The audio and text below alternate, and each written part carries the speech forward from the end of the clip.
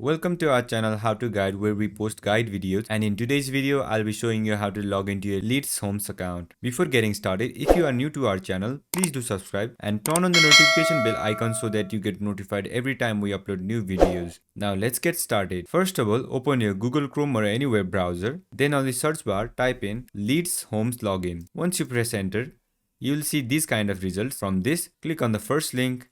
Then it will take you to this page. On this page, you will have to enter your login reference, your memorable date, and then press on continue. And if you are new to Leedshomes, you can register for a new account by clicking on this link. And in case if you don't remember your login reference, you can click on this link to recover it. Go ahead and enter your login reference. After that, enter your memorable date. And if this is your first time logging in or you have forgotten your memorable date, you can click on this link to recover your account. Once everything is set, you can click on the continue button and you will be logged into your Leedshomes account. That's it for this video. I hope this video was helpful, and if it was, don't forget to leave a like, comment and subscribe, and turn on the notification bell icon so that you get notified every time we upload new videos. And I'll catch you on the next one.